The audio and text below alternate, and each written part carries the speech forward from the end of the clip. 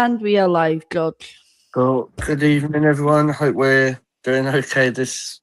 Is it classed as an Easter Monday? I don't know. It might be. It might not be. But if you celebrate, happy Easter. If you don't, commiserations after the weekend. But we are obviously here. We're going to chat about yesterday's actions that didn't happen, but did happen, but didn't happen, but did happen. So obviously, I welcome you to my guests. Ravi, how you doing, mate? Yeah, not too bad, not too bad. Obviously, not the best weekend to be an Arsenal fan, but hey, good Easter break, and looking forward to getting back on some winning football at some point soon, hopefully. Yeah, hopefully. Yeah. Laura, how you doing, mate? I'm all good, thank you very much. I have seen better weekends in terms of football because my only team that won this weekend was Celtic men, and that's a change for this season. So it is, considering they've not been very good. Celtic women got beat today, Arsenal women get beat yesterday, and Arsenal men got beat on Saturday. Whey! Good games for me. Yeah, thanks for the reminder, Laura. That's what I'm here for. So it wasn't a great weekend. Both my teams lost. I got took off Hannah Hampton's Christmas card list, but that's for a different show. But yeah, and I am really blind. Who would have thought it? Amanda, how you doing, mate? Yeah, I'm good, thanks. I'm remaining chipper and the sun's shining, and we had a couple of extra days off work. So all in all, apart from the obvious, not bad. This is where I've got Amanda on. She's like Miss Positive. So when we're all like wanting the world to end, we've got Amanda on. She's like, no, keep smiling. Let's go.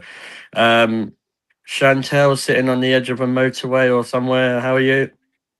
Yeah, I actually managed to find a Tesco's car park, so I'm just chilling. Every little helps, I suppose. Yeah, it might help us with us. Who knows? Yeah, if they've got a centre off for a bit of pace in Tesco's, let us know. Cool. Kev, how are you, mate? I'm not going to lie. Crap. All right, cool. Right. And that's all we've got time for.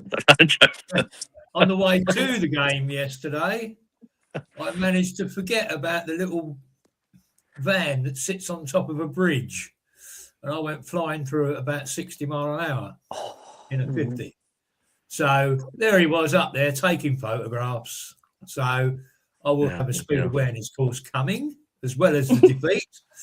And then today I took the little bike out, just to check it out, having charged a battery Saturday, and stopped at my local supermarket to get a couple of bits, and the battery was as dead as a dodo. So yeah, it's a good weekend. Okay. Yeah, you had a good one then, Kev. Oh, mate. Have I forgot anyone? No, you've not. No, I haven't. Have we got any comments in the chat before we deal with the elephant in the room? Yeah. Doreen has said respect to Chantel for her efforts to make the podcast. As George stated, she's currently sitting on the side of a motorway trying to make this podcast. Had Cadley's come in and said hello, guys. Doreen has also said hi, but obviously he was in before that. Chris Wells says good evening, guys. Oh, where's he been? It's the first show he's made this year, isn't it? Oh, Chris Wells. He's been missing for ages. Jason has said hello, everyone. And believe it or not, somebody who's been missing for weeks has decided to show in a weekend that is bad for Arsenal, and that would be Gav. So guess what, George? I'm going to take great privilege in using that wee video we borrowed off certain people, and this is for you guys. You just made the list! Gav is my first person on the list. Evening, Gav. At least you're going to win something worthwhile this season. Johnny has come in and said, Bottlers FC, considering if you're a Chelsea fan, we put you at the Champions League. So I don't know who bottled what. So it is. But yeah, And just to remind people that you can say stuff in the chat, that's fine. But just remember, this is a women's football chat show, so the term bottlers doesn't really mean anything for the women's team.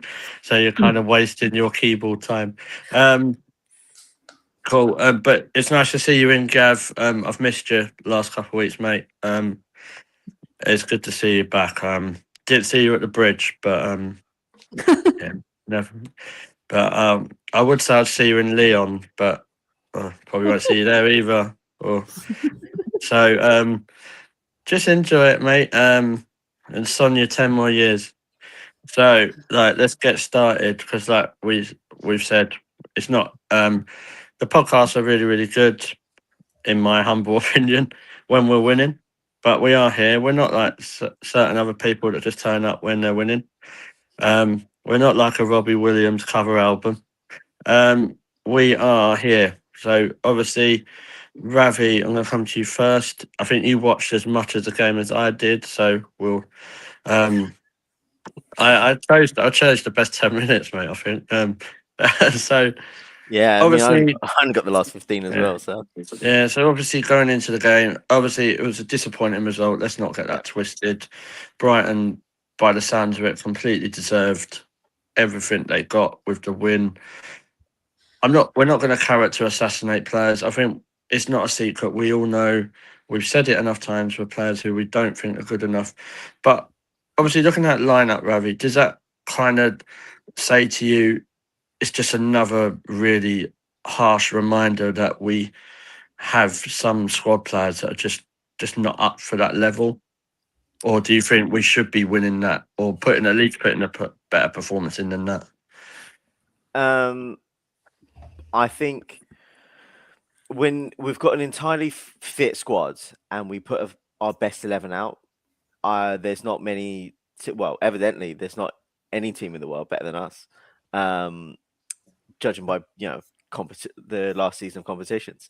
So, but I think when you look past that first 11, you get quite a lot of I think there's a big drop off on who you get. I think we're starting to fix that now with players like Holmberg coming in, with who offers a lot of direct running on the right hand side. But I think we're just missing a little bit of something when we're not at our strongest 11. And I think what we need to probably do in the summer is kind of raise the floor a little bit. I see a lot of these rotation players coming in. You got Adina, Frida Marnham, starting the game, and they're just not at the same level as Leah Williamson missing in that. Who's that? And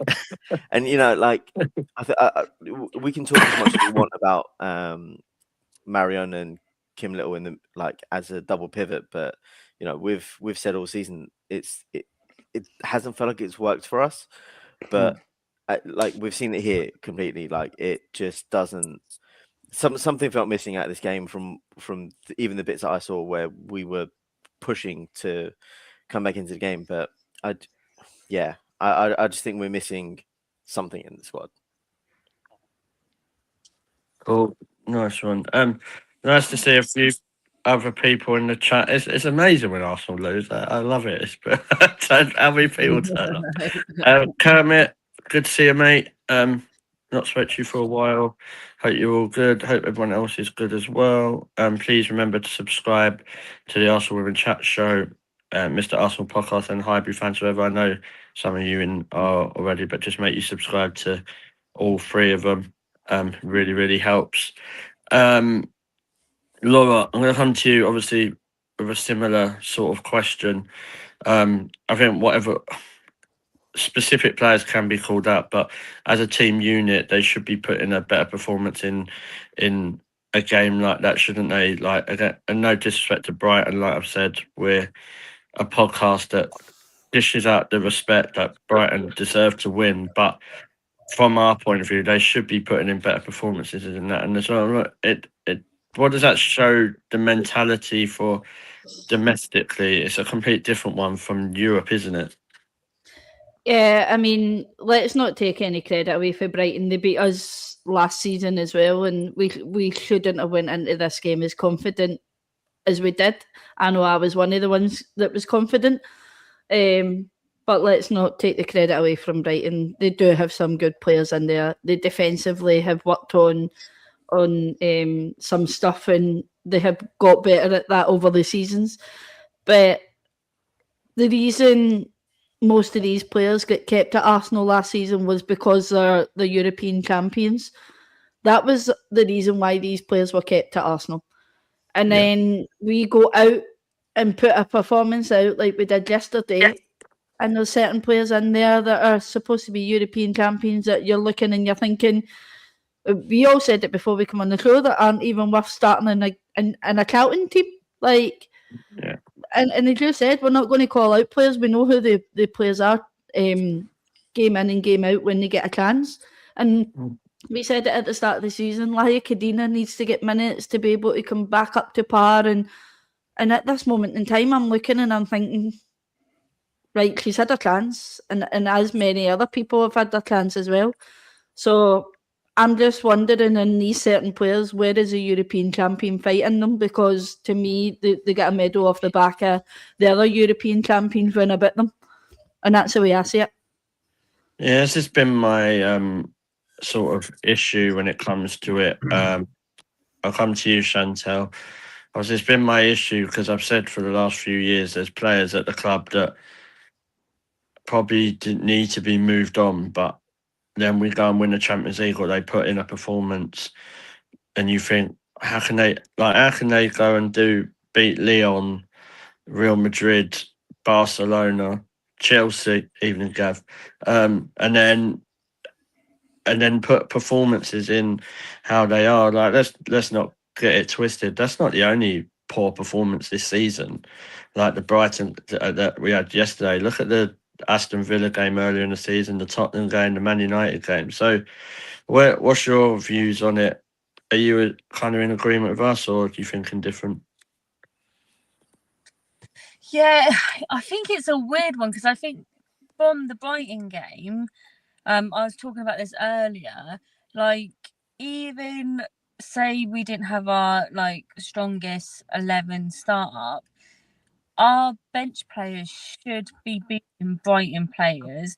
Not saying Brighton's a terrible team, but the calibre that they hold being at Arsenal with the magnitude of what we've accomplished, they should be going out there and beating teams like Brighton when we have our strong players on the bench for resting, or we've got certain players out injured.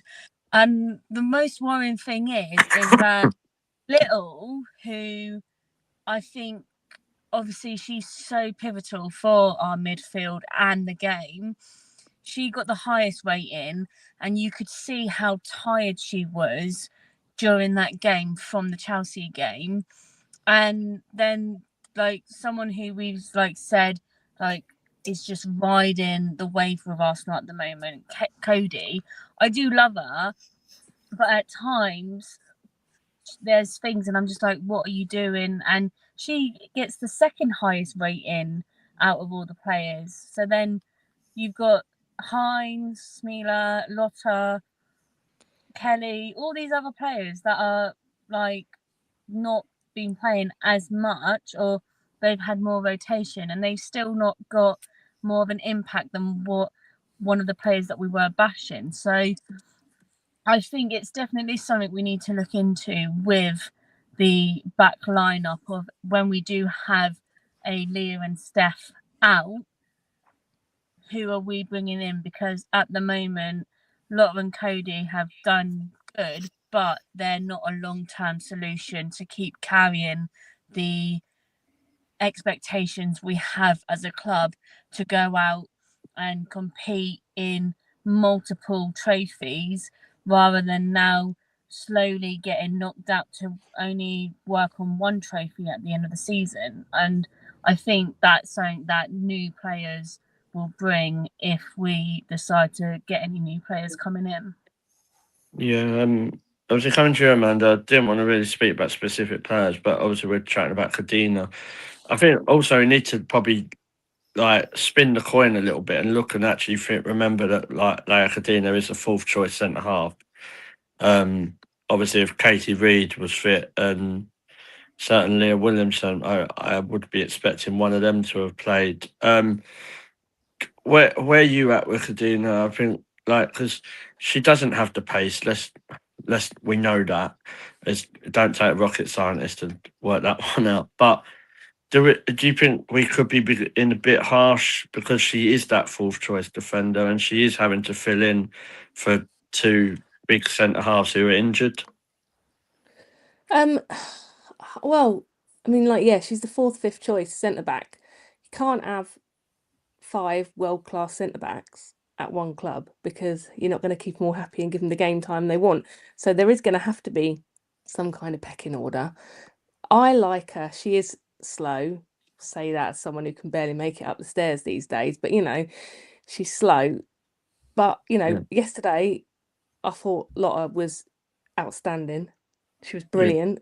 Samila should have had a goal. She played really well too. Obviously Kim, brilliant. But Ravi's not wrong in what he says about the depth of the squad. Definitely need to fix certain areas during the summer. But for a fourth, fifth place starter for a centre back, Cadena isn't too bad. Bottom line is Brighton just wanted it more than us yesterday.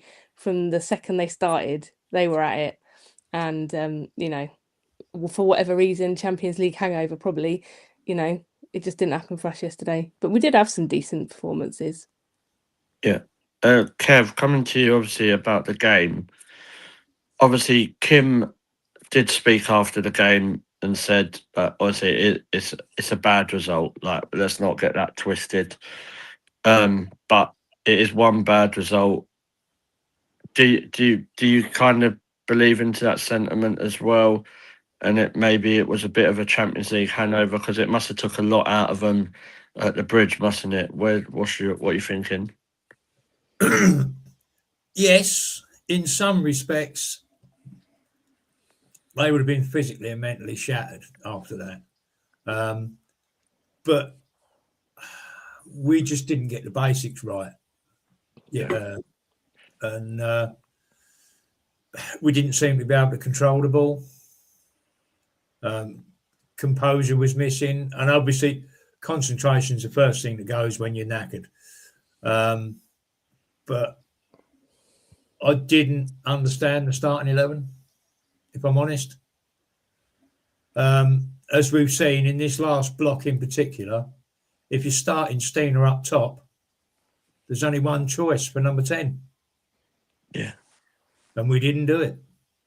I was thinking that yesterday, and I was like, what I find weird now is that obviously before Steiner would play really well with Frida Mornham, but now it feels like unless Leslie's in that 10 role, you don't get the best out of Steiner Blackstenius either, do you? Well, I did say yesterday, I don't know where it was, but Steiner was more cross-eyed than ever yesterday. Just couldn't see in a straight line. Yeah. It's an interesting one, isn't it? Like, obviously, Ravi, come back to you. We've been seeing Leslie Russo playing that 10. Yep. And her and Blackstenia seem to have struck quite a partnership, really. But watching, by the sound of it yesterday, obviously Russo dropping out is a bit of a worry that obviously that partnership, Steiner couldn't carry that on. But before, Frida and Steiner, that's what everyone was telling me, that Steiner couldn't play without Frida, wasn't it? So, yeah, I mean, in all honesty, I would have liked to see maybe Mariona pushed up into the number 10 instead, and maybe start someone like Palova who also needs minutes. I think, but going back to this this combination of Marnham and Blackstenius, I think the logic of Blackstenius's like runs pushing the defense a little bit further back, and then that giving space for Marnham, who likes to get forward as well, that does make sense. on paper, but it's just it didn't happen, and I just think it's so ineffective at times to just try and play one way, and I think a lot of the players, especially in looking at the starting 11, they were just like they play one way. Like Blackstenius is only going to play one way of trying to break offside traps and make that run, whether she's offside 12 times or not. Marnham will always try and support and try and get a shot off, and there's no sort of plan B when it's not working for them. And I think that's where someone like Russo in the 10 does work, because she can do both things of linking up play in the 10 and also kind of pushing a bit further up as a second 9 anyway. So yeah, I was surprised to not see it starting like as Russo and Blackstenius in the sort of like 9 and 10. But yeah, this didn't really make sense to me when I saw the team line up. It's like I've seen this film before, only 24 hours earlier. But also, just sticking with you, Ravi, like we're talking about the mentality. This is one thing that I don't really understand, is the difference domestically, the mentality with those players to the mentality in a European aspect. What can you put your finger on that to be? Obviously, we could sit here for hours and hours and say, "Oh, it should be this, should be that." Because let's get it right. Like maybe in the league it's a lot harder because it's not knockout games where Champions League is, but the FA Cup is. So what do you think the difference is? We don't see those performances what we've seen in the Champions League. Do you think it's just down to the way we play and obviously playing different in Europe? I think what it is in domestic football, we're seen as the premier club in this country. Historically, whether Chelsea have won however many of the league titles in the last few years, but historically, and we have the biggest reputation across English football by some distance. Like we will carry that weight with us, and I think we go into a lot of domestic games thinking that we should be favorites for this, we should win, and it's almost a little bit complacent. Whereas in the European games, I think because of the stature that teams like Lyon and Barcelona have, where even though we've had good results against them in the past few years, I just think we go into some of these games as kind of underdogs because we don't have that European pedigree of winning multiple. Well, now we do have 2 Champions League titles, but we don't have the pedigree of, say, Lyon and Barcelona, where they've won multiple on the bounce. So I think for us, we go into Europe with something to prove, whereas we go into domestic games with the mindset of we should be winning this. Like, let's play at maybe 70%. Yeah. Just want to say evening to Darren. Hope you're well, mate. There's a couple other hellos. I can't. Sorry, my voiceover's not reading the name. But I hope you're all okay.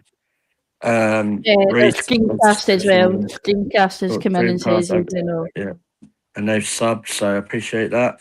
Is that a friend of yours, Ravi? Yeah, big friend of mine. Yeah, cool. So thank you. And so we're obviously doing something right if Ravi's talking about us. That's right. Mr. Monopoly. That's what we're calling him. From a little bird's told me. Don't challenge Ravi at a game of Monopoly. Laura, I'm going to come to you. Obviously, I know we spoke about this quite a bit last night when Kev wanted us all to go to sleep. Obviously, playing at Meadow Park, if you actually look at the record recently, it's quite a poor record, isn't it? Obviously, I think we lost the most of the games that we've lost have been at Meadow Park. So that was obviously yesterday. Manchester United in the Cup. I think Liverpool was last season. Lyon, Man City in the subway. Yeah. So it's easy to say, obviously, what the differences between the Emirates and Meadow Park. Like, none of us here are stupid to say, oh, well, there's not much difference. But do you really think it should have the amount of power that it does on a player's performance plan from one to the other? Definitely, because if you look at the Emirates and how wide it is, and then you think, like, we have played how many games there in a bounce now? Well, God knows, somebody will tell me the stat, right? So it's a big adjustment. That's basically like asking someone to do a large job to then go into a small job, and it's a large adjustment. Like, you think going from a wide pitch, being able to try and adjust your tactics to playing on a wide pitch, to then going to a smaller pitch, and a pitch that's not, like, I wouldn't say it's in the best of conditions either at Meadow Park at the moment. And the money that Arsenal fund into it should be a lot more better than what it is, but it never ever seems like good condition pitch to play on at the moment. So, like, it's hard to say, because the girls are getting really used to the Emirates, and then they're being told, you know what, actually, you're going to be playing at Meadow Park because we don't have the space and the time for you to slot into the Emirates. So I think that's where the suggestion for a women's ground comes into most people's suggestion. Not that me or James or anybody else has asked that this should be built. It's a suggestion, and it stops this whole crap of, well, how is your schedule going to play out if we just have our own ground anyway? Like, it would stop this whole crap of, well, we need to wait to see what the men's schedule is because a women's game is going to get moved, and then it is, most of us have said, yeah, the game won't be moved to Meadow Park, but like, we do have people out there that are worrying that the Lyon game is going to get moved from the Emirates to Meadow Park, but we know that it's not, because Meadow Park's being used in the Saturday. So there's all these confusions. So it just puts stuff like that to bed. It's just it just stops it all in terms of. But we know it's not going to happen. But in terms of Arsenal, they need to come up with a better schedule going forward in a season that concerns women. What plan will we have in place if the women do progress further in Europe? What plan will we have in place if the women do go further in the FA Cup? What plan will we have in place if they do go further in the Subway Cup? They need to come up with a better plan than what they do have at the moment in terms of the Emirates. And then, of course, they need to really consider, is Meadow Park better for the women at the moment? Which, as a fan, I think we've outgrown Meadow Park, pick and fan base wise. Cool. I just want to say, I love it how many people that are non-Arsenal that are in the chat. So thanks for actually taking time out of your life to put your little comments in. So it's not my time you're wasting, it's actually your own. So yeah. A bit like what Dorian has said. I'll come to you, Amanda. Kind of Meadow Park has become a bit more like an away game, hasn't it? Because obviously, like Laura said, going from the atmosphere to at the Emirates to what Meadow Park, it's really not the same as what it was, is it? No, definitely not. I saw a stat on one of the websites earlier, and I can't remember the numbers, and I wish I'd screenshotted it, but it just demonstrated that how much like Meadow Park basically an away game is, like the amount of losses we have in comparison to what we get at the Emirates. And I agree with everything Laura said. Like, from a fan point of view, I think Meadow Park's now awful. I mean, just like as a personal point of view, yesterday you spend more time queuing for toilet and food and drink than anything else there. It's just not set up to be at capacity. It feels a bit crap. The only good point is it's easy to get to and it's easy to park at, but personally much prefer the Emirates, obviously. I definitely think we've outgrown it. Like, gone are the days when we were getting 300-400 people and it was, it was suitable. Laura's right about the pitch as well. It's shorter, it's less wide. It's just, you can't expect them. It's like I think it's like getting someone to pay on a snooker table at the Crucible and then going down the pub and playing on one that's got like bent sticks and dodgy balls. It's not the same. So Yeah. I'm firmly in next season. We need, I mean, we talked, I read all the chats last night, a specific ground for the women would be amazing, but whether that's likely or not to happen, but I think they need to sort the scheduling out because, we can get the numbers at the Emirates, 40 odd thousand. It's decent. So yeah. Yeah, I think also like we know that obviously I think the debate is a healthy one, and I see the pros, I see the cons of it. If they had someone like actually that knew how to do their job at the start of the season when looking at these fixtures, like it's not like you're knowing 2 days before. So Chantel, just coming to you, obviously when it comes to Meadow Park and the stuff, can you see a way that Arsenal do phase near enough everything to the Emirates? Because obviously it's having a negative effect on the players, isn't it? And then, like for example, even the crowd number was quite down yesterday. But do you put that down to obviously being Easter, or do you think people are starting to get disillusioned from Meadow Park?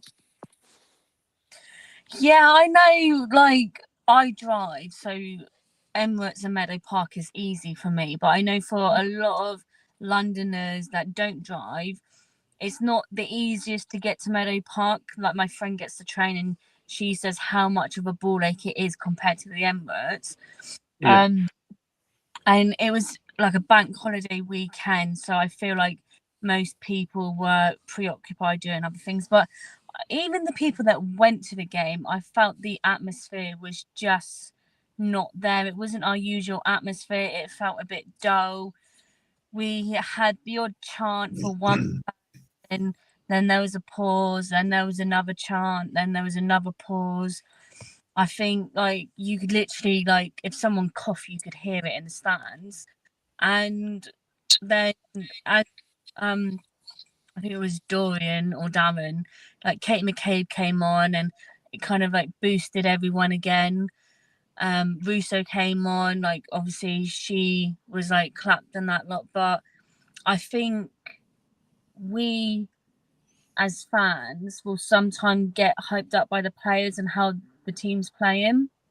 And as the team didn't play the greatest, I don't think we as fans were doing enough justice with boosting the players' morale. But yeah, I think Meadow Park's a hard one because like you're closer, so like you can cheer more and you hear more. But at the same time, it seems to not be working for us there anymore. And is it down to like the different size and the conditions?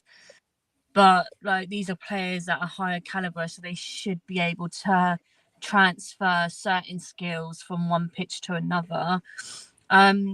I thought the formation of how we played on such a narrow pitch was one that was working. Like you saw Hines and Holmberg get pushed really high up as wingers, and then you had Beth and Kelly kind of drop and be more inward. And I think it should have been the other way round, where Hines and Holmberg kind of went higher but inwards, and then we had our wingers to push really high up in the corners and cross the balls in. And then if Brighton gets the like possession for a counter, our defence aren't as high up where they have to retreat back as much. And I think that would have maybe set them up for a little bit better for that style of pitch and play. But moving forwards with like, shall we move to the Emirates or get our own stadium? I just think it takes some really smart person who doesn't get paid a lot of money like us lot and just get all the different like FA, UEFA together and just say, you know what, let's just work our calendars together, yeah? Do it for the football, do it for the fans, because it's not common sense. That's really all they have to do is work out their skin. But you know, people in higher roles get paid the big bucks, don't really have common sense. So until that happens, I'm afraid the whole scheduling of mishap games and go into it would be the way it's going to be for a while. Yeah. No, I agree. They don't need to pay me a lot of money. I think I would even be able to do it. I think that's how easy it is. Nope. Kev, before we kind of wrap up for talking about the game, obviously there was a penalty shout, wasn't there, on Leslie Russo? What was your opinion on that? Do you think there was enough in it to be a penalty? I think we've seen them given, we've seen them not given, haven't we? What was your view with being at the game? Is that the one that happened while I was walking back to the bike? Oh, it might have been there, that one. Because That's pretty late, yeah.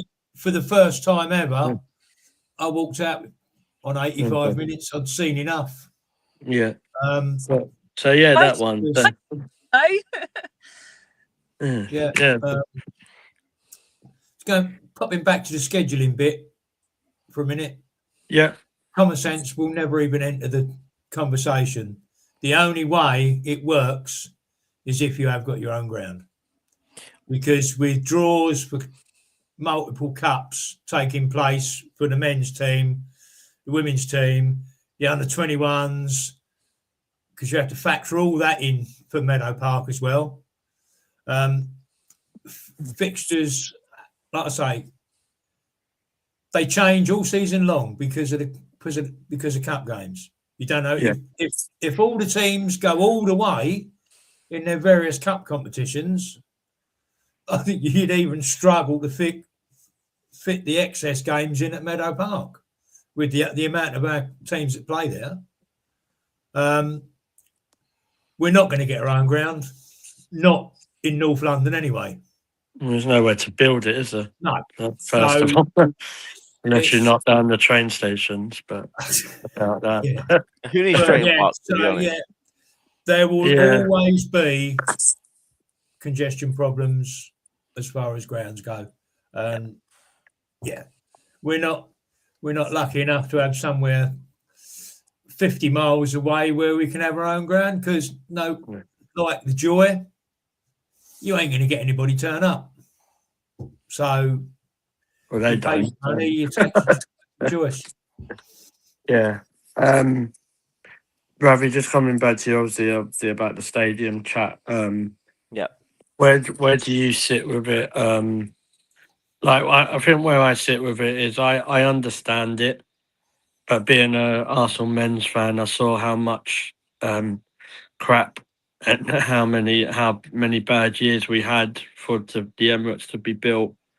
There was a lot of money, wasn't there? It was like we had to sell players and all that stuff. And do you ever see that being the situation? And before people think, it doesn't mean that I think that the women shouldn't. Obviously, if Highbury was available, it's a no-brainer, isn't it? Let's be honest. But where do you sit on the stadium chat? So Man City, for example, they have a purpose-built stadium for the academy and women, and they've always had that. But that's as part of their training complex that is however big in whatever part of Manchester that's in, and however much blood money they've spent to build it all. But we're not gonna unless London Colney gets a massive upgrade that has its own stadium in there where say it's like 30, 40, 50,000, however big you want to make it. That's the only way that's really going to happen. But so for me, I think Meadow Park is not fit for purpose anymore. And what Chantel and Kevin, kind of everyone was saying, it's not really up to the how far either team get into the cup. It's not anything to do with sort of the calendar or anything like that. It's mostly down to the broadcasters. They will be the ones to decide when games are being played and if they want to move Arsenal men to the Sunday, if they want to move Arsenal men to the Monday or the Friday, or if they want to put the women on at midday on, you know, a Tuesday or whatever. Like that, it's one of those things where it's just like the media broadcasters will be the ones to dictate when football matches are getting played. Any given weekend, Arsenal men could be at home, Arsenal men could be away. The women could be at home, the women could be away. It's really up to the broadcasters to decide exactly when these games can get played. Yeah. So for me, I think the Emirates should be the home of Arsenal Football Club, not just the Arsenal men first team. And I think the Arsenal have done a real good job of putting parity between how they treat both the men and the women, and to a point, the under 21s when they get into the latter stages of their competitions. So for me, I like the fact that we do play all of our games at Meadow Park. Oh, not Meadow Park, the Emirates. So you're in the minority Freudian there. slip there, Freudian. So yeah, I like the fact that like we use the Emirates. It's easy to get to for a lot of people. There's plenty of transport links. Most weekends they're all working, and Arsenal seem to treat the club as one entity, as opposed to so many other clubs where they've kind of segregated or even sold their women's teams to themselves or other like corporations or whatever. So I fully respect the way that we deal with everything as a club. I do agree with you with the broadcasters though, because like if you switch it, like you have a look at the men's games when they happen, like there's teams that have their own men's ground that don't like have to specifically like like for example, say like Arsenal have to play Newcastle, or Newcastle have to play Arsenal at the Emirates at 8 o'clock on a Wednesday night, or like the broadcasters don't care where you're playing your game. And I still think the same will probably happen even if Arsenal women did have their own stadium, for hypothetical reasons. Like I still think they would say, "Oh, do you know what?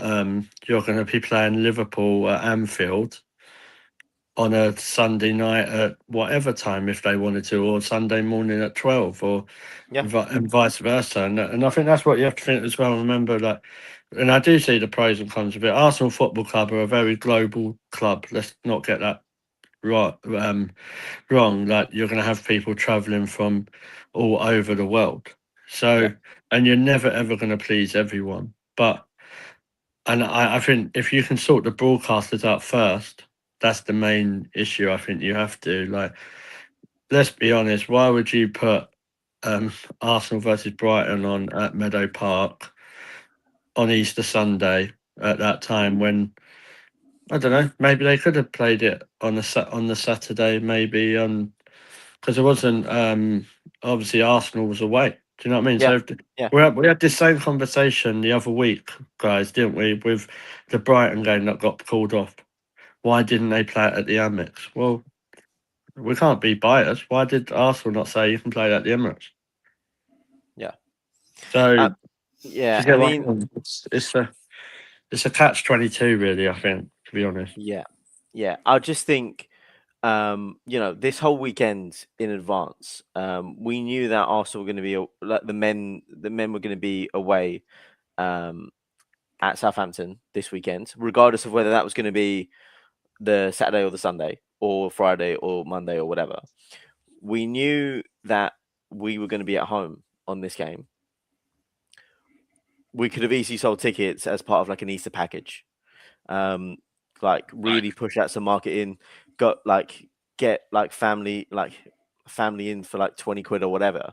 Like, people would have done that easily. You could have done that on the Saturday, and got maybe 10,000 people in, and you know we would have been way more comfortable being at home at the Emirates, because if we are seriously treating the Emirates as the permanent home of the men and women, play the FA Cup game there, regardless if you have 5,000 people there. It's still going to be more people than going to get a Meadow Park, but also the first team is way more comfortable playing there.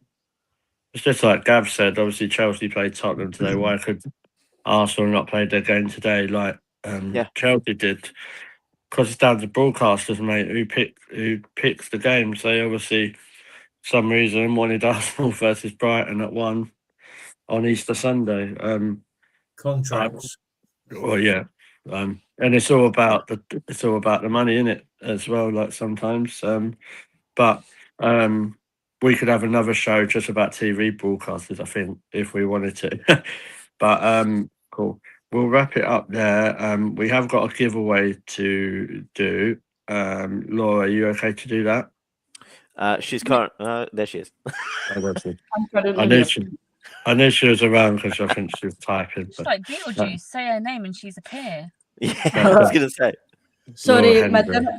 Sorry, my dinner arrived early. I was expecting Oh, it to no, come you're after the show, but so I That's had to fine. hook jump off. 2 seconds, let me share this. I'll just tell them what it is while you're doing that.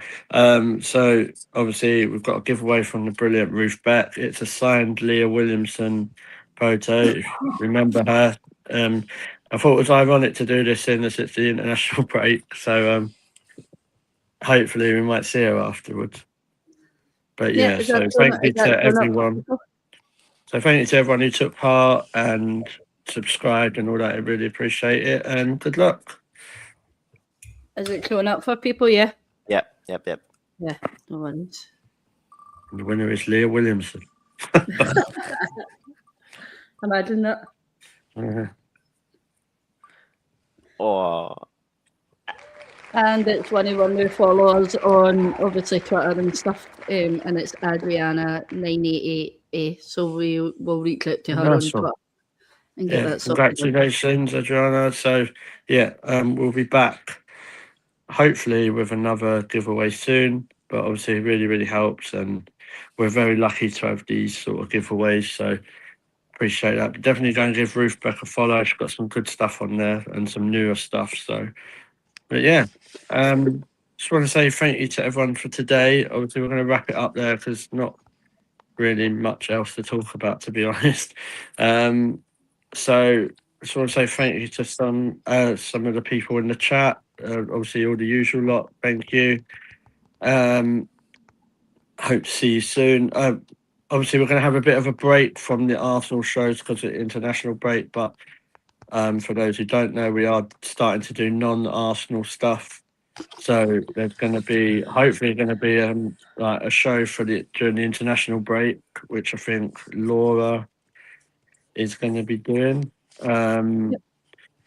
So yeah, obviously keep posted with that. Remember, please hit all the subscribe buttons for all the channels. It really helps.